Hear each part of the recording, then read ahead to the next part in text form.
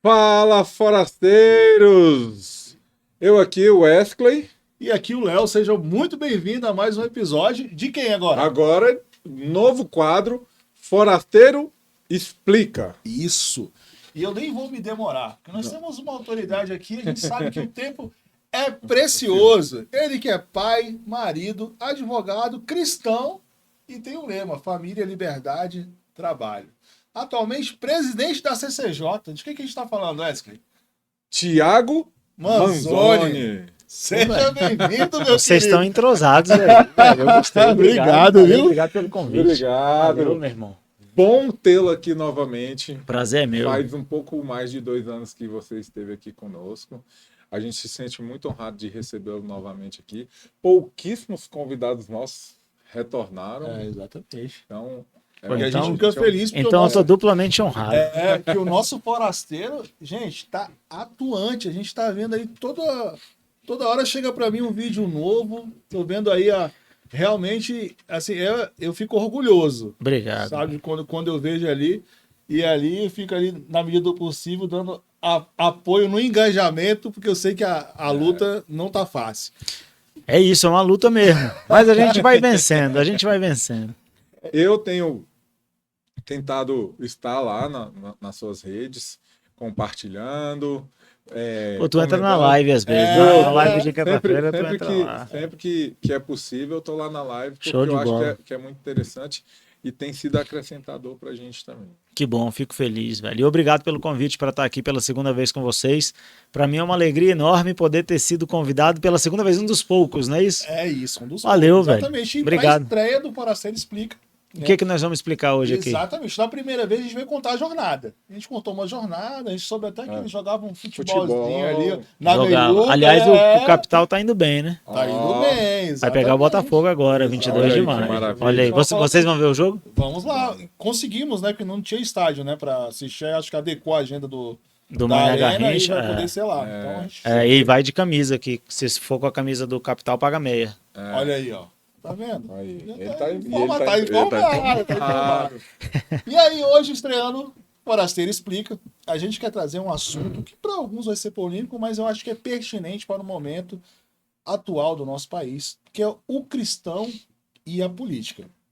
Você tem entrado numa seara ali, se posicionado, defendido a sua fé, o seu posicionamento, que é o lema família, liberdade e trabalho.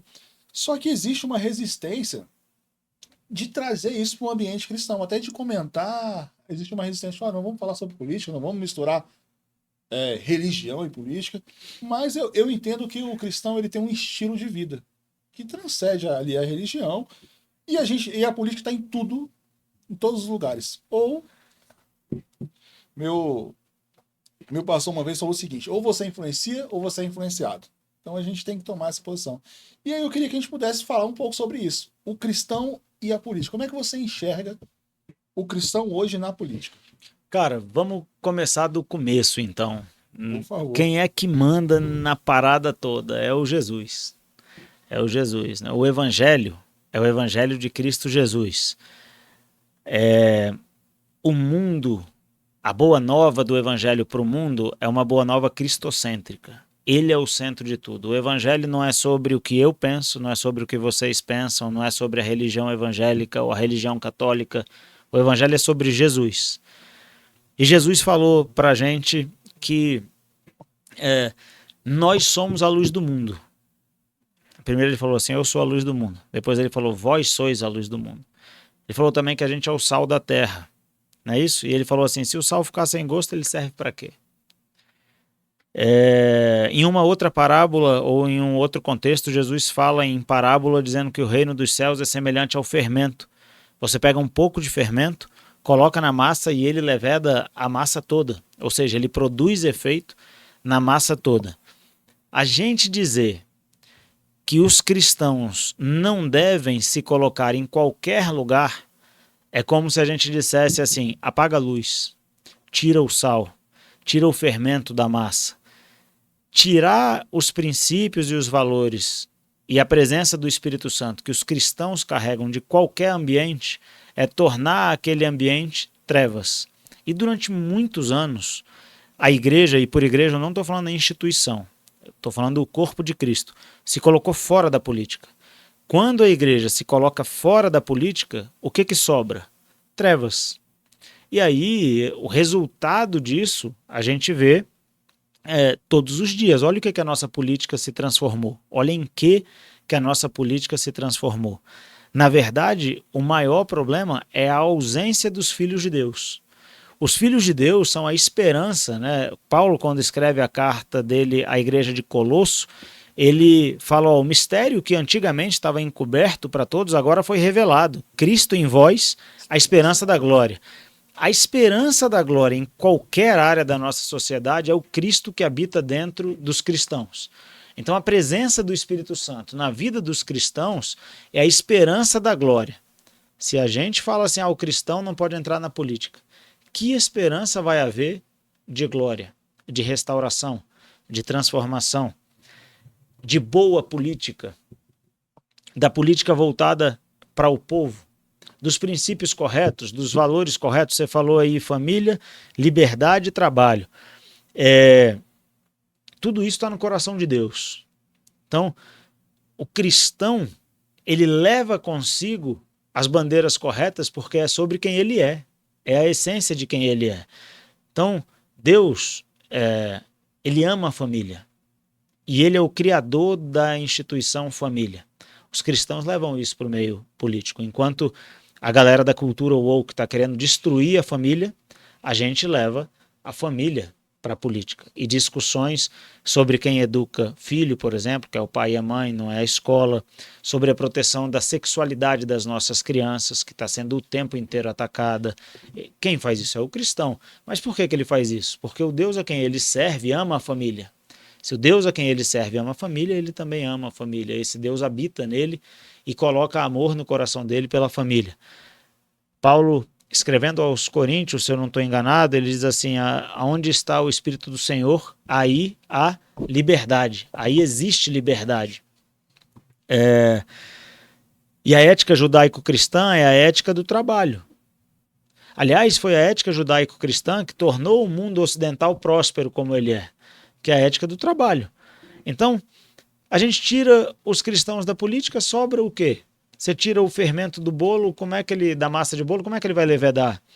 Então, a gente precisa dos cristãos na política. Isso, para mim, é muito evidente. Não só na política, mas em todas as esferas da nossa sociedade. Eu acredito que existem 7 pilares fundamentais que sustentam a nossa sociedade.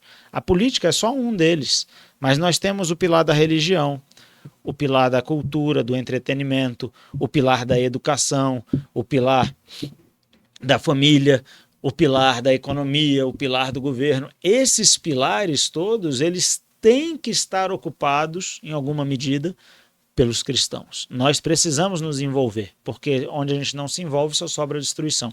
Então acho que é um erro dizer, a gente não deve se envolver com política. Agora, o que eu acho que as pessoas querem dizer quando elas dizem isso, não é o cristão em si, o indivíduo. E lembra, a gente é a igreja. A igreja não é aquelas 4 paredes onde a gente vai no domingo, que tem uma placa lá na frente. Boa. Nós somos a igreja, né?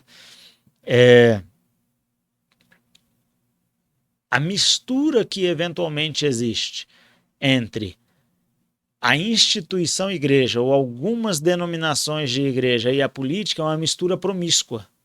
E isso faz com que muitas pessoas firam a sua própria fé, porque de quem não tem Deus não se espera muito.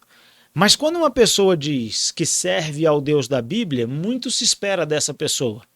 E o que nós vimos ao longo do tempo, muitas vezes?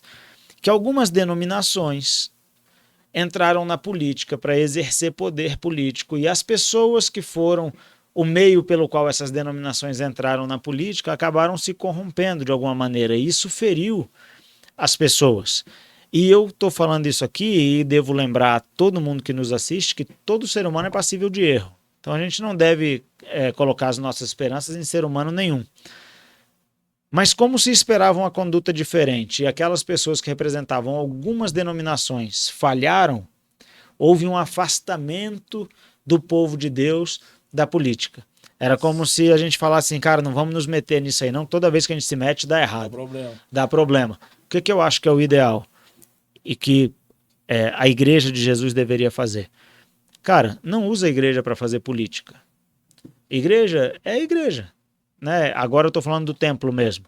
Você vai lá no templo, você vai lá para adorar Jesus.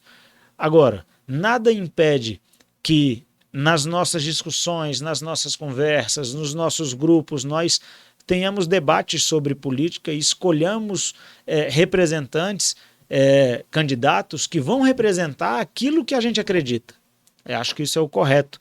E acho que as igrejas, as denominações deveriam agir assim. Em vez de falar o Léo é o candidato da denominação tal. A gente acha que esse aqui pode representar bem o que a gente acredita. E cada um que vai investigar a vida do Léo para ver se o que ele está falando hoje corresponde à vida dele. Então acho que o cristão tem que se envolver, mas institucionalmente eu não concordo que deva haver uma mistura. Porque quando o púlpito vira lugar de política, deixou de ser a respeito de Jesus. E a gente não pode deixar que o que acontece no nosso meio, enquanto a gente se reúne para adorar o nosso Deus, não seja sobre Jesus. Ele é o centro de tudo, ele é o fundamento de tudo. Respondi? Você acha que foi aí que surgiu o problema? Quando a gente abriu a porta do templo para que um político viesse, independente da denominação, e ele utilizasse daquele momento, e aí foi ali que eu acredito que, assim, se a gente for espiritualizar um pouco a coisa, o Satanás também não está tão contente em ver um cristão adentrando a um local onde ele poderia exercer o que ele quer fazer. E aí ele fala, não, então calma aí. Já que ele enfraqueceu a outra ponta, eu vou lá para tentar enfraquecer de vez e tirar essa autoridade que até o momento ele tinha, né, como, sei lá, liderança religiosa, e aí destrói tudo e a gente acaba perdendo esse olhar que a gente tinha de falar assim, poxa, esse cara poderia ser meu representante. Ele foi meu representante. Agora olha a bagunça que ele gerou. Eu acho que aí tem dois elementos. Primeiro, a moeda mais importante de todas é a credibilidade. Então, eu não tenho dúvida que muitos líderes acabaram perdendo a sua credibilidade no curso do processo. Então, para restaurar a credibilidade, vai um tempo. Eu não vou dizer que quem faz isso é Satanás ou deixa de fazer. Enfim, acontece. Beleza.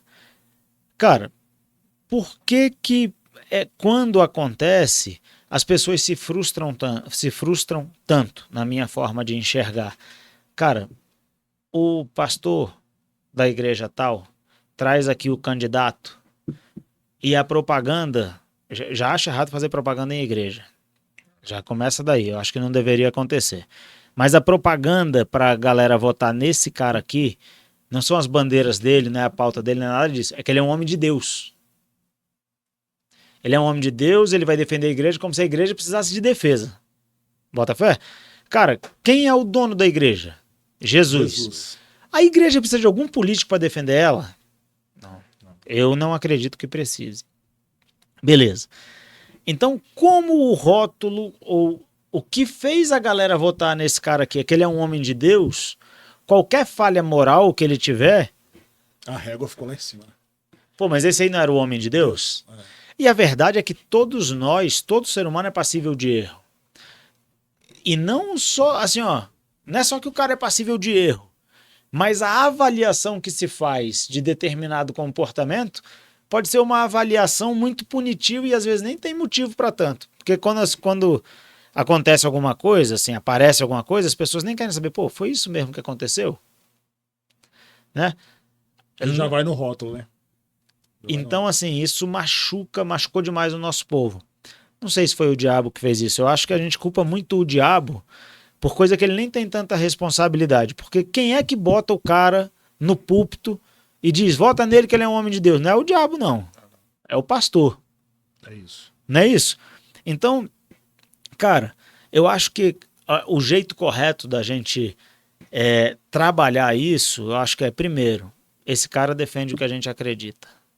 Eu não quero saber se ele é homem de Deus ou não é homem de Deus, se é mulher de Deus, se não é mulher de Deus. O que ele defende? Aliás, tem muita gente que não é do meio evangélico que defende todas as nossas pautas. Dentro disso, cara, essas pautas são as corretas? São. A gente vota nele e a gente acompanha o trabalho dele para saber se o que ele está fazendo lá corresponde ao que ele falou que ia fazer ou não. E também se o cara errar, não precisa apedrejar ele aqui em praça pública agora, porque cada vez que a gente faz isso, a gente expõe as nossas ovelhas todas ao desastre de novo. Então o cara errou, velho, a gente já sabe, amigão, beleza, na próxima você nem me procura mais. Daqui a 4 anos tem eleição de novo, só remove, não precisa a gente mesmo fazer disso um cavalo de batalha. Pô, velho, eu votei no cara, o cara só faz o que é ao contrário do que eu acredito, esse aqui não mais. Não tem por que repetir, né? Respondi sua pergunta? Respondeu.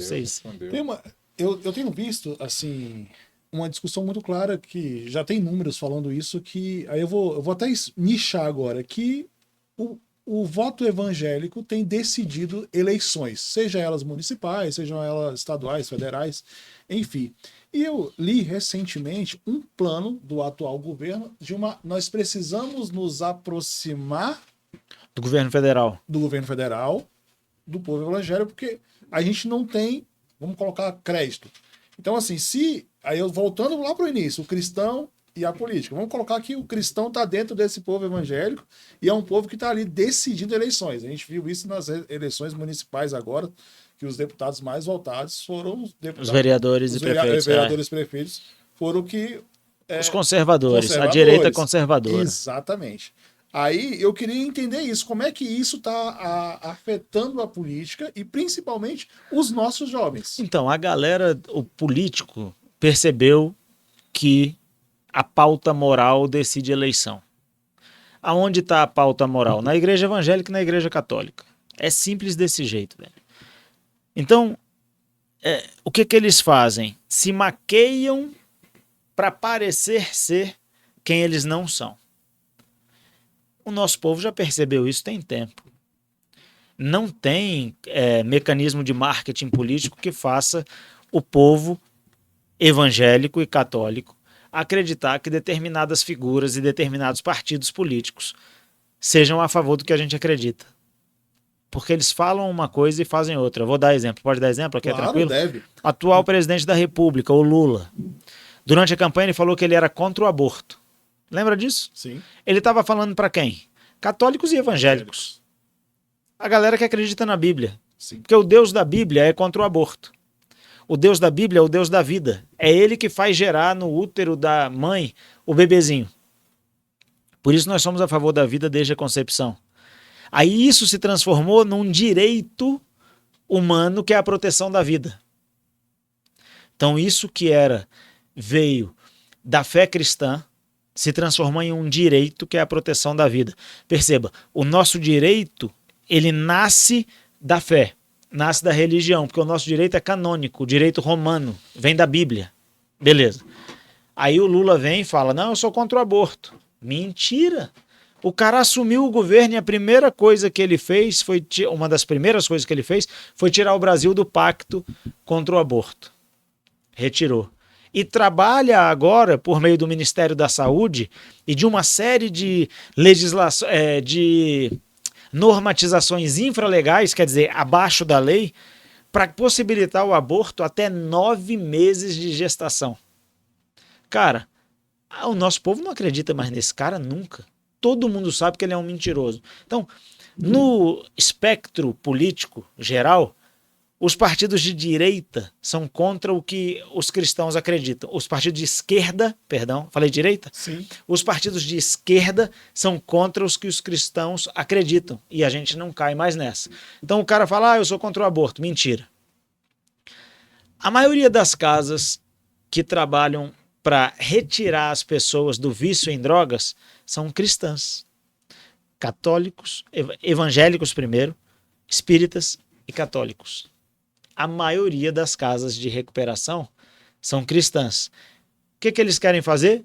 Liberar as drogas. Cara, tem uma galera aqui que, porque acredita na Bíblia, está tentando tirar as pessoas desse vício que destrói a vida das pessoas. E você tem do outro lado a esquerda querendo formular política pública para liberar as drogas. O cristão, católico, evangélico, ele não acredita mais na esquerda. Então, tudo que a esquerda tenta fazer é parecer ser quem eles não são, principalmente nessas pautas voltadas para a família e para costumes em geral. Beleza. Na economia a gente tem um problema, na pauta econômica a gente tem um problema. Os jargões deles são bonitinhos. E às vezes as pessoas são levadas a acreditar que o jargão significa o que as palavras querem dizer. E não é isso que acontece. Vou dar um exemplo. Justiça social. Quem é contra a justiça social? Ninguém. Ninguém é contra a justiça social. O nosso Deus é justo sob todos os aspectos. Aliás, as bases do trono do nosso Deus são justiça e juízo. Beleza. Aí eles utilizam uma expressão chamada justiça social. O que eles querem dizer por justiça social? É aí que está o cerne da questão, o centro do que tem que ser discutido. Meu irmão, o que é justiça social para eles? Tirar dinheiro do seu bolso, você que trabalha, e entregar para quem não está fazendo nada. Meu irmão, isso é justo. De que forma isso pode ser justo? Ah, mas o cara está passando necessidade. Tá bom, velho. A igreja e não o Estado, recebeu de Jesus um comissionamento. Você visita o órfão, você cuida do órfão, você cuida da viúva, você visita os presos, você cuida de quem tem necessidade. Você é a igreja, não é o Estado. O Estado não é pai de ninguém. O Deus provedor é Jeová Jireh. Não é Leviatã o Estado. O que a esquerda fez, na verdade, foi colocar o Estado no lugar de Deus e corromper o que Deus queria para a humanidade. Que você amasse o seu próximo como você ama você mesmo. Olha aí. Então, velho, os caras falam assim, justiça social. E aí a justiça social deles é isso. Eu cobro imposto de quem trabalha e eu dou dinheiro para quem não trabalha. Resultado disso, 20 milhões de famílias hoje no Bolsa Família. Se a gente colocar que dessas famílias aí, todas têm 3 pessoas pelo menos, o pai, a mãe e um filho, nós estamos falando de 60 milhões de brasileiros na dependência do Estado. Isso não é justiça social. Isso é uma matéria que o governo vai colapsar em 2027, não vai poder sustentar. Não tem como sustentar isso. Isso não é justiça social, velho. Não é justo porque tira dinheiro de quem trabalhou e entrega para quem não trabalhou. E não é justo também porque escraviza as pessoas que recebem esse dinheiro. Aí o voto dessa galera, rapaz, se a gente olhar para a última eleição, ou para as últimas eleições aí, é uma competição entre governantes dizendo quem colocou mais gente no Bolsa Família. Quando a competição deveria ser quem tirou mais gente do Bolsa Família. Porque as pessoas têm que sair da dependência do Estado e produzir. E o brasileiro quer empreender, o brasileiro quer trabalhar. Pô, melhorar de vida. O número de pessoas no Bolsa Família ultrapassou o número de pessoas que produz. Em alguns estados, se eu não me engano, em 13 estados do Brasil, quase a metade mais um. Então, você tem mais gente recebendo bolsa do que trabalhando. Cara, tá tudo errado. Isso é justiça social? Não. Mas aí, na pauta econômica, eles têm esses jargões que confundem a cabeça das pessoas. Porque quando a pessoa, o cidadão comum, ouve falar em justiça social, ele, pô, eu quero. Mas se eles explicassem, a justiça social que a gente quer é tirar dinheiro de quem trabalhou e dar para quem não trabalhou, não. Aí eu não quero não, pô, eu trabalho. E aí a galera também não quer procurar mais nada, né? Aí você gera você forma uma geração de pessoas acomodadas que não querem trabalhar. Não, eu vou viver do que os outros produzem. Pô, tá errado, velho. Isso aí tá errado. Tu quer ver outro jargão que eu não aguento? Nós precisamos garantir direitos. Meu amigo, garantir direito, velho. Nós precisamos arregaçar a manga e trabalhar. Você abre produzir. Você abre lá o artigo 5º da Constituição, que é o que eles usam. São direitos fundamentais. Irmão, tem direito a tudo, até a lazer. Qual Estado é capaz de suprir todos os direitos que existem? Então você está falando de saúde, educação, transporte, moradia, lazer. Meu irmão, é impossível, porque o Estado não gera R$1. As pessoas precisam entender isso. Não te dá condições para você exercer esse direito. Ele não tem condições de te oferecer esse direito. Porque todo R$1 que o Estado tem para qualquer política pública, ele tomou de alguém. Por meio de imposto. Então a gente paga imposto de renda. Aí você vai comprar um imóvel, você paga ITBI. Aí depois você paga IPTU sua vida toda. Aí você vai comprar um carro, você vai pagar IPVA. E não paga não para você ver. Não pague Paranablitz. Pra você ver o que acontece. E ainda vai pagar o pátio do Detran. Você que paga. Então, é imposto no consumo. Você vai comprar arroz, imposto. Você vai comprar gasolina, quase metade do preço é imposto. Você vai comprar feijão, imposto. A galera vai comprar uma Coca-Cola, imposto. Água com gás, imposto. Cara, por que é tanto imposto? Porque o Estado está se propondo a oferecer tudo. É a esquerda. É a esquerda acreditando que o Estado tem que oferecer tudo. Então, os cristãos acreditam o quê? Eu trabalho. Eu preciso trabalhar. A ética do trabalho veio da cultura judaico-cristã para o Brasil. Para o mundo ocidental e, portanto, para o Brasil. Então, cara, a gente é a favor do trabalho. Ah, então calma aí, velho. O que essa galera tá falando aí, então é uma falácia. É uma falácia. E aí a gente vai se colocando cada vez mais contra a esquerda. E cada vez mais surgem pessoas que explicam isso com muita facilidade. Eu tenho um pouco de dificuldade. A galera fala assim, pô, velho, tu fala de um jeito que os caras não conseguem entender. E eu tento falar do jeito mais simples possível. Então é assim, ó, eu trabalhei. O Estado veio e tirou dinheiro do meu bolso e entregou pro cara que não trabalhou. Pô, velho. Mas olha só, qual a luz do fim do túnel? Porque olha só, os cristãos na política. Isso é exatamente o ponto que eu quero chegar. Porque, por exemplo, você não tem uma formação de conscientização para o jovem no ensino médio. Aí ele vai, vamos colocar ele, aí esse jovem cai no UNB, que você nos últimos meses presenciou. Acho como é que você tá morando lá, não? Essa Rapaz, eu tô situação. indo muito lá, velho. E aí, como é que eu vou conscientizar alguém que caiu na UNB? Eu entendo que para um cristão seria até um ambiente hostil, porque os vídeos que eu tenho visto. E aí lá você tem um nível de consciência que é esse que você acabou de falar. Você tem lá jovens ricos que não dependem do Estado, colocando na cabeça do jovem pobre que ele tem que militar. Que ele tem que militar por uma causa que não é dele. Cara, tem um sentimento aí que é muito legal, velho. Eu vejo muita... Por exemplo, São Paulo, o Boulos teve mais voto nas classes mais altas do que nas classes mais baixas. E o Boulos é do PSOL. Esse voto, na minha concepção, ele tem um nome: culpa. Porque, de alguma maneira, a esquerda brasileira incutiu no povo culpa por prosperar. Então o cara prospera e ele se sente culpado porque ele prosperou. Ele podia trabalhar isso de 1000 maneiras e usar a generosidade para abençoar um monte de gente. Pagar a faculdade da galera, pagar a escola do outro. Meu irmão, o cara tá precisando do aluguel ali, eu vou ajudar ele e não sei o que e tal. Mas não. Ele prefere votar num político do PSOL, para que o político do PSOL tire o dinheiro do bolso dele à força por meio de imposto e faça justiça social. Quer dizer, é culpa. Agora, a gente criminalizou algumas palavras no Brasil. Lucro. É como se fosse errado ter lucro. Cara, quem que sai de casa para ter prejuízo? Ninguém. Na vida? Ninguém. Mas quando alguém tem lucro, cara, o cara tem quase que pedir desculpa. Já percebeu isso? Sim. O cara compra um carro novo. É errado. E se ele for cristão, como se então fosse... a culpa parece que dobra. Exatamente. Então, olha só. O catolicismo, essa é uma diferença grande do catolicismo para o protestantismo.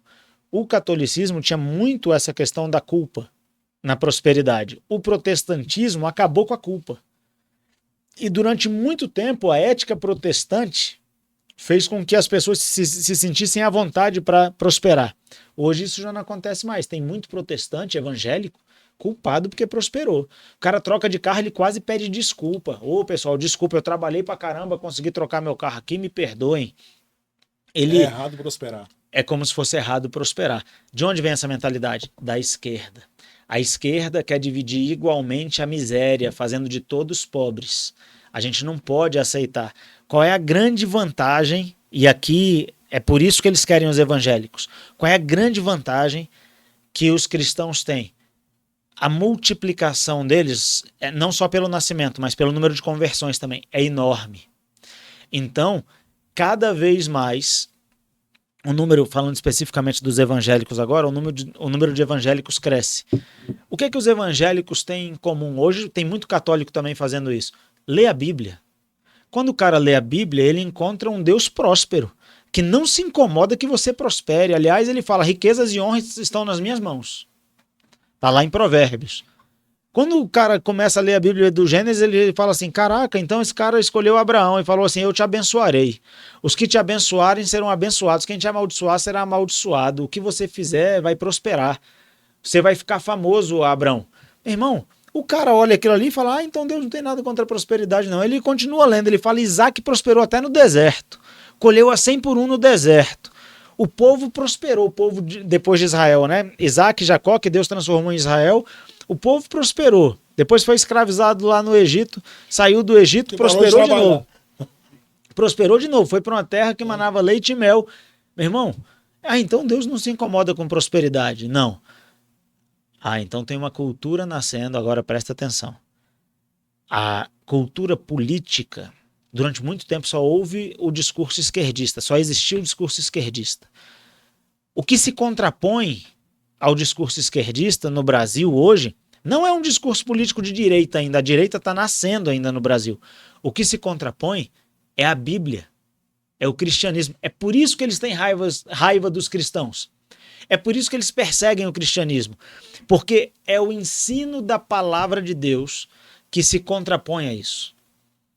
E aí a pessoa age, o cidadão comum age por instinto, porque ele, cara, irmão, esses políticos estão falando isso, mas quando eu li aqui na Bíblia é outra parada completamente diferente do que esses caras estão falando. Eu vou ficar com a Bíblia. E aí na hora do voto, a esquerda perde. Para não perder sempre, como perde muito, eles têm que tentar fazer parecer que eles não são quem eles são. Mas o povo não cai mais nessa, né, velho? A gente já foi enganado muitas vezes. A gente está falando aqui muito esquerda e direita. Na ótica do Manzoni, defina pra gente esquerda e direita. Porque às vezes as pessoas... esquerda, outro direita, só para eles... Digamos, se você pudesse falar para alguém para escolher um lado. Tá. Na sua percepção, o que é a esquerda e o que é a direita? Eu vou definir de maneira curta. Esquerda, cultura woke. A galera sabe o que é cultura woke? Pode mandar aí. Meu irmão, é essa loucura que fez o sentimento e o instinto prevalecer sobre a racionalidade humana. Então, se você acha que é um cachorro, eu tenho que te tratar como um cachorro e te levar numa coleira para você urinar no poste. Se você acha que é um hambúrguer, eu tenho que te tratar como um hambúrguer e aplaudir você. É a cultura que quer destruir a cultura cristã. Cultura woke. Estado grande, inchado, muito imposto. O Estado é Deus. É isso aqui a esquerda. Do outro lado está a direita. O que a direita acredita? Conservadorismo e liberalismo econômico. Então, quando as pessoas falam, eu sou conservador nos costumes e na economia eu sou liberal. Direita.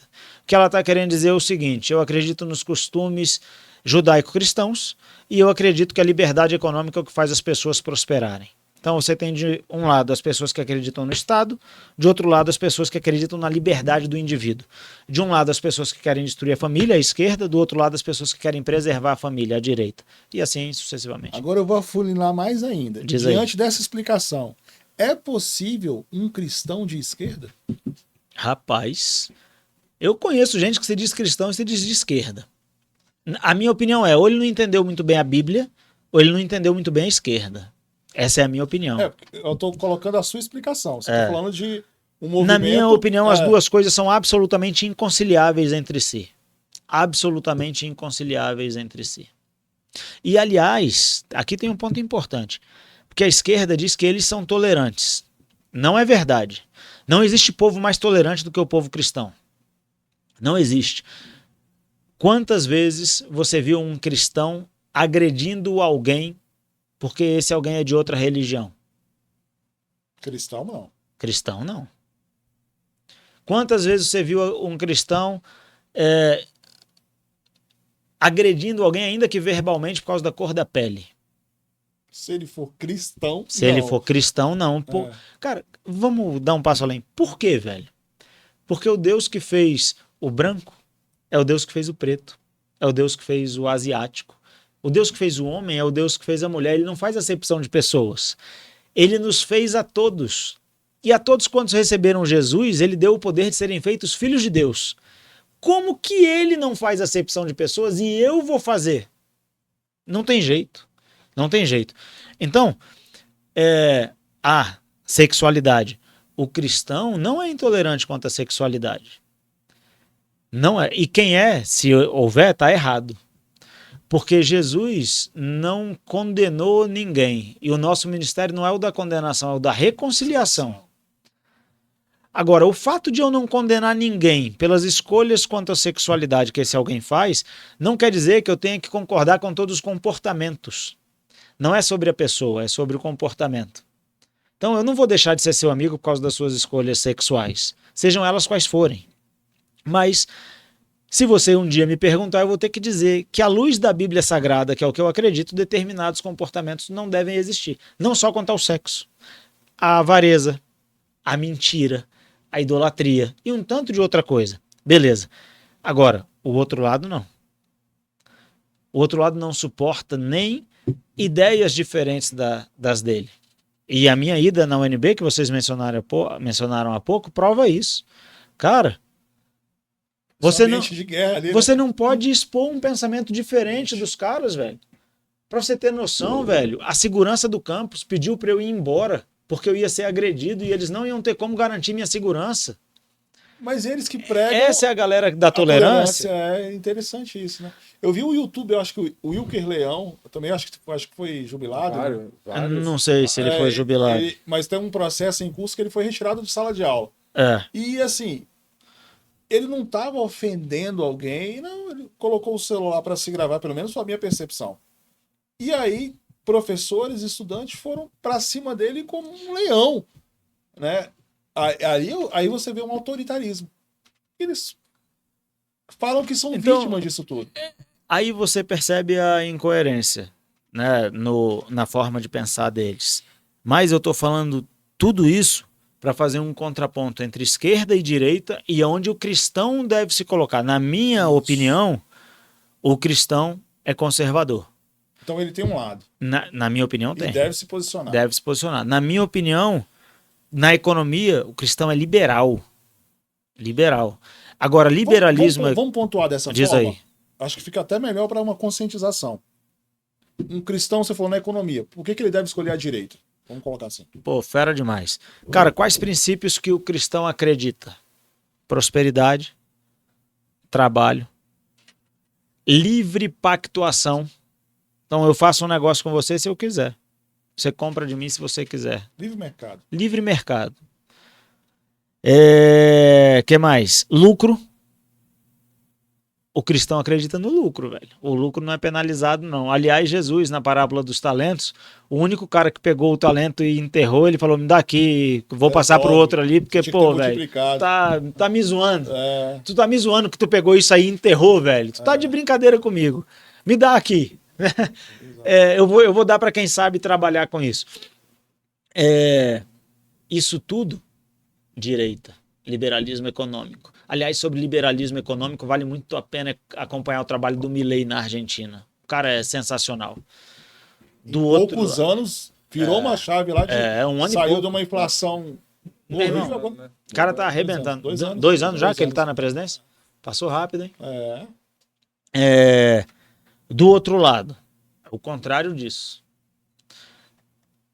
Tá. Aqui na direita ainda, o poder está no indivíduo. Do outro lado, o lucro é penalizado. Você não pode enriquecer é errado. Você recebe mesmo sem trabalhar. E o poder está no Estado e não no indivíduo. O Estado é soberano e não o indivíduo é soberano. Cara, tá tudo errado. Na esquerda. Então, o cristão se posiciona na direita. Nos costumes eu não preciso nem explicar, né? Tá explicado. É auto-evidente. É auto-explicativo. E assim, aí dentro do olhar do Manzoni, né? Claro. Como é que a gente poderia incentivar que mais cristãos pudessem participar ativamente do trabalho político? Cara, quem não gosta de política vai ser governado por quem gosta. Se a gente, por exemplo, não quer que os nossos filhos sejam doutrinados na escola de maneira diferente do que a gente ensina em casa, a gente precisa trabalhar na política, porque essa decisão ela é tomada na política. Sim. E trabalhar na política, eu não estou falando de concorrer a eleições, estou falando de acompanhar o trabalho dos deputados, fazer pressão, expor a sua opinião Isso tudo é muito importante. Na rede social, compartilhar o pensamento que faz sentido para você. Cara, isso tudo é fazer política. A gente faz política o tempo inteiro, quando a gente está conversando com o vizinho, quando a gente está conversando com os amigos. Marcar o nosso posicionamento é fundamental. Marcar o nosso posicionamento, a nossa posição é fundamental. E fazer isso sempre de maneira tranquila. O que eu percebo às vezes, né? Às vezes a nossa galera perdeu um pouco a paciência. Então a gente não tem mais paciência para argumentar. E às vezes, ao não argumentar, a gente deixa de trazer para o nosso lado pessoas que, se entendessem o nosso raciocínio, viriam. Mas a gente está tão sem paciência, porque tipo assim, pô, velho, tiraram o cara da cadeia, botaram o cara na presidência, o cara vai falir o Brasil outra vez. Não é possível, meu irmão, os caras... Aí a gente não tem mais paciência para ficar debatendo isso. Mas tem que ter. Então, cara, quando a gente chega no mercado e não dá para comprar carne, a gente tem que falar, ó, essa inflação aí é gasto excessivo do governo. É a irresponsabilidade fiscal do governo. Com a promessa de comprar picanha, né? Não dá para comprar carne. E não dá para comprar nem café. Primeiro mandaram a gente comer ovo, aí depois não tinha dinheiro para ovo também, aí o pessoal foi comer alface, não tinha dinheiro para alface, mandaram comer chicória. É mole, velho. Meu irmão, isso é política. A gente tem que ter a capacidade e a paciência de falar, ó, daqui a pouco tem eleição de novo, a gente vai poder escolher de novo. Paulo Guedes ou Fernando Haddad? Sacou? Porque a gente teve... Meu irmão, o Brasil passou pela pandemia que a galera nem sentiu, velho. Um ou outro sofreu um pouco e tal, mas, meu irmão, perto dos outros países a gente saiu bem. Sim. Aí agora o Lula vai afundar o Brasil, ele e o Haddad, numa recessão, velho, que a recessão tá aí, igual a Dilma. Sim. É uma questão de tempo para a recessão chegar, a gente tem que ter paciência para explicar. E aí eu acho que tudo a gente faz política. Então quando você está lá no WhatsApp conversando, você faz política sem ofender, claro, a gente é crente, né? Sem ofender, sem xingar, mas e conversando e mostrando, isso tudo é fazer política e é imprescindível. Eu vi que você criou uma plataforma para as eleições municipais, ensinando a fazer política. Fazer campanha eleitoral nesse caso. Ah, entendi. Era para campanha eleitoral. Mas que o conteúdo ensinava muito sobre esse posicionamento, né? Ensinava. Eu tenho visto também, não só você, mas alguns deputados conservadores de direito, por exemplo, o Nicolas agora teve um alcance com um vídeo que ele praticamente desenhou o negócio do Pix. Do Pix. E agora também recentemente com relação à anistia. Né? Então, assim, tá ficando cada vez... Não tem mais como enrolar... Não tem como. Por isso que os caras querem acabar com as redes sociais, velho. Regular as redes sociais. Né? Regular é acabar, pô. Regular é um jeitozinho bonitinho de dizer, você só vai poder falar o que eu quero. É isso. Ah, vamos regular as redes sociais. No final das contas é controle de discurso. É o que pode e o que não pode ser dito. Porque os caras fazem um trabalho danado lá para investigar a sua vida. Nem o churrasquinho do final de semana a galera ia poder fazer vaquinha, porque ia passar dos 5 mil reais e ia... Pô, já pensou? Beleza. 5 mil reais no mês, né? Beleza. Aí vai o Nicolas, senta com um fundo preto, uma calça jeans e rau. E acabou. Aí, essa história aí da anistia, ele senta lá, fundo preto e... Meu irmão, aí os caras falam assim, pô, a gente não pode deixar essa galera falar nem, porque quando eles explicam, o povo entende, vai com eles.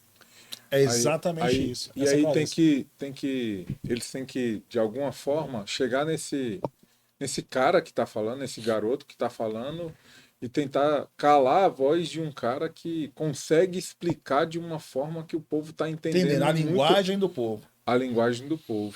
Sabe que esse é o maior avanço, na minha opinião, né? Esse é o maior avanço da direita no Brasil. A direita hoje fala e o povo entende o que a direita tá falando. A gente tem vários comunicadores, velho, vários. Eu abri aqui só para ver o resultado do jogo do Flamengo, é importante. Tá 0-0. Cara, a gente tem vários comunicadores. Que foi? Tu achou que eu era capital? Porque eu falei do capital no início? Que vergonha que eu tô, velho. Por quê, velho? Você é flamenguista? Sou, velho. Eu nasci Flamengo, velho. Por favor. Tu também é Flamengo? Lógico. Então hoje a gente tem um Nicolas. Meu irmão, o cara fala e a galera entende. O André Fernandes, o cara fala e a galera entende. O Gayer, o cara fala e a galera entende. A Bia fala e a galera entende. Então é um massacre isso, velho. Porque antes os veículos tradicionais de comunicação detinham um monopólio da informação. Você só sabia o que eles queriam que você soubesse, do jeito que eles queriam que você soubesse. Sim. Agora não, velho. Todo mundo tem um celular aqui na mão. Cara, e isso tá no Brasil inteiro. Olha a campanha do André Fernandes para a Prefeitura de Fortaleza. Fortaleza era um reduto petista. Sim, o cara foi perdeu por 10 mil votos votos. na uma unha. Meu irmão, as coisas estão mudando. E eles estão desesperados, não sabem o que fazer. Quando eles não sabem o que fazer, o que eles falam? Vamos regular. Vamos regular. Manzoni, pra gente fechar aqui, olhar para essa câmera e fala da influência do cristão na política. Galera, é o seguinte. O cristão é a única esperança que essa geração tem. O que nós carregamos é precioso demais porque é o Espírito do próprio Deus. Deus falou, Jesus quando morreu, ressuscitou, ele falou que ele ia voltar para o Pai e ia colocar em nós, dentro de nós, o Espírito Santo, o Consolador. E hoje o Espírito Santo habita dentro de nós e ele é a maior preciosidade que habita nesse planeta. E ele habita por nosso intermédio. Então isso que nós carregamos é a maior força capaz de transformar qualquer realidade, inclusive a realidade política do Brasil. Então o recado que eu gostaria de deixar para vocês, principalmente os jovens que são cheios do Espírito Santo, não olhem para a política como algo ruim. Vamos entrar na política e transformá-la em algo bom. O poder para fazer isso está nas nossas vidas, é o Espírito Santo de Deus. Deus abençoe você, Deus abençoe sua família. Obrigado pelo convite, é uma honra estar aqui com vocês. Eu espero voltar outras vezes. Por favor, e quem quiser se juntar a esse movimento, o que tem que fazer? Onde é que encontra o Manzoni? Quer aprender mais sobre isso, sobre essa conscientização? O que tem que fazer? Meu irmão, Thiago.manzoni no Instagram, thiagomanzoni.com.br. No YouTube eu sou Thiago Manzoni, é só procurar lá. Bota Thiago Manzoni DF que acha rapidinho. Manzoni também acho. Manzoni também acha. Você tá em alta, viu? Eu tô em alta? Tá em alta. Exatamente, tá em alta. Manzoni, A gente pensa na palavra. Olha aí, velho, tô indo bem. E no site, então, thiagomanzoni.com.br, a gente coloca tudo que a gente faz no mandato. É uma espécie de prestação de contas. No YouTube vão todos os nossos discursos na íntegra. E no Instagram são vídeos mais curtos, resumidos. A galera que quiser acompanhar, pode acompanhar lá. Sua agenda tá lá, né? A minha agenda tá no Não, site. fala assim, o que você tem feito? Ah, tá. Onde você Não, tá indo, tá no Instagram. eu peço até para não botar muito, tem algumas agendas que eu vou e a gente não bota no Instagram. Porque senão fica chato aqueles Instagram de político, velho. Ah, tô aqui não sei aonde. O cara, pô, eu lá quero saber onde você tá, velho. Eu fiquei curioso numa frase. Só pra gente ver. A direita em todas as direções. Fala aí pra mim. Esse é o nosso podcast, velho. Ah, o nosso podcast. É porque eu vi aqui, eu falei, cara, me chamou a atenção. Legal, A direita em todas as direções. legal. O nosso podcast é onde eu recebo as pessoas para entrevistar. E aí, a gente tava pensando em um nome, velho, e a gente pensou, a direita vai dominar tudo, Cara, e a direita em todas as direções. Top. No começo, assim, eu tinha muita dificuldade para entrevistar, né, porque era algo novo, eu nunca tinha feito na vida. Comecei com a Zoe foi a primeira entrevistada, depois eu entrevistei a deputada Bia Kisses, minha amiga, e aí na sequência eu tive a honra de entrevistar o que é para mim o maior jornalista vivo do Brasil, Alexandre Garcia. E aí tem outras entrevistas, mas é o nosso podcast. O difícil é arrumar a agenda para eu entrevistar a galera. Aquele que eu falei, o Dedê Júnior também teve Dedê lá. Júnior, velho. Pô, Dedê Júnior é muito legal, ele que fez meu jingle da campanha. E ele alcança muitos jovens, né? Interessante. Ele é um cara fera demais, muito humilde, velho. Cheio de Deus também. Muito fera. É sobre isso. Obrigado por Valeu. ceder o seu tempo para estrear aqui o nosso Forasteiro Explica. Espero que você que está aí tenha despertado uma reflexão e deixa a pergunta, comenta, questiona. É sobre isso. Nós somos um país ainda livre. Se tiver pergunta aí que a galera botar nos comentários, eu volto para responder. Fechou. Aí, tá tudo certo. Valeu. Manzoni, Obrigado, Wesley. Obrigado. Valeu, velho. simbora, viu? Valeu. Vamos avançar. Obrigado. Obrigado. Valeu. Top. Raíssa, obrigado.